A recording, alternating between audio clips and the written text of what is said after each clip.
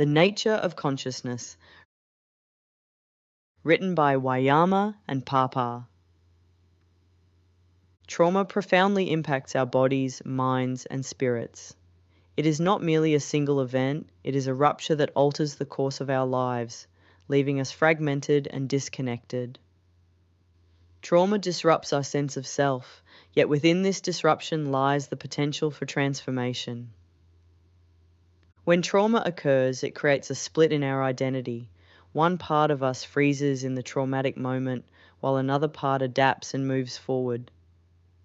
This division leads to dissociation, where we feel detached from our emotions, our bodies, or even reality itself. As PahPah explains, trauma isn't just a memory, it's a disruption that freezes parts of who we are. Consciousness is the process of unfreezing, reclaiming, and reintegrating those parts so we can move forward whole. Trauma influences our behaviors and responses and is often passed down through generations, subtly shaping family dynamics. The trauma of one generation, left unresolved, becomes the burden of the next, and so it persists as part of our shared human experience. Recognizing trauma's effects on both our lives and our relationships opens us up to a journey of conscious healing.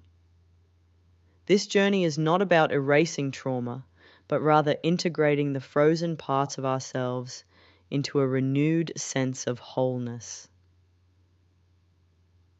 Wayama reflects on this transformative process, saying, "Real transformation happens when someone faces their trauma and works through it until they find balance. When harmony is restored, it brings freedom not only to them but also to the people around them. Deep down at a cellular level, we all know what this harmony feels like, this sense of being okay." She adds, "At the heart of trauma lies something far greater than just our individual experiences. Trauma is connected to the whole. Sometimes, in moments of sudden transformation, we can feel ourselves connecting to this bigger truth." PahPah prompts us to examine what healing truly means. What is healing? We use this word like we know what it means. Her question invites us to think about healing not as a return to a former state, but as a deeper journey of self-awareness and integration, a path that allows us to be shaped and even strengthened by what we've encountered. This process of consciousness or mindful healing requires patience and self-compassion. It invites us to confront the parts of ourselves we may have avoided, bringing them back into alignment with who we are now. The path is not linear, and there is no single right way.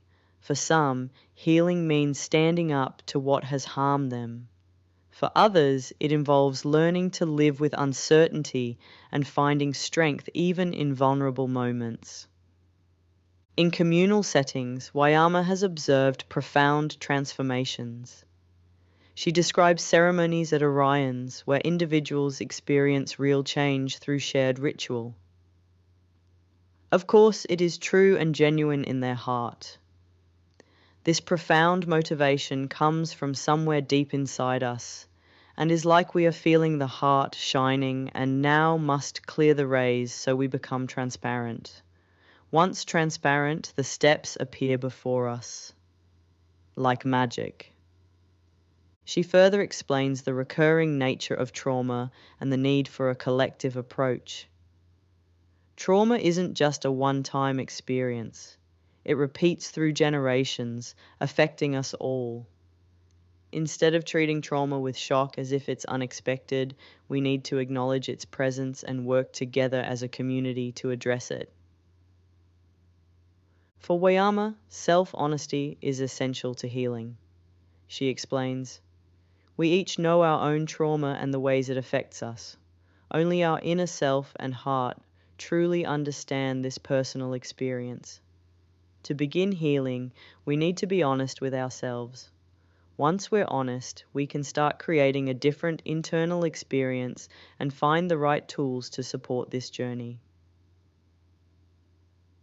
Drawing a parallel to physical and psychological practices, Wayama adds, in physical rehabilitation, we often have to relearn how to move. We apply a similar approach in psychology through reparenting, which involves relearning emotional responses. Both are steps toward reducing suffering and living from the heart. In understanding trauma as a shared human experience, Wayama notes, fear shapes how we live, even in the smallest actions. When we understand that trauma is part of the collective experience, we can begin to see consciousness not as fixing what's broken, but as holding each other through it. Trauma, then, is not something we can avoid, but something we must learn to navigate together. Consciousness from trauma means recognizing our interconnectedness. Just as trauma ripples through generations and communities, so too does healing. When we hold space for one another, when we meet suffering with compassion and love, we begin to transform the wounds that once divided us. Trauma doesn't have to be a permanent fracture. It can be a gateway to deeper understanding, connection, and wholeness. Ultimately, the journey through trauma teaches us that consciousness is not about returning to who we were, but about becoming who we already are. By embracing both our individual and collective experiences with openness and care, we move from merely surviving trauma to thriving beyond it together.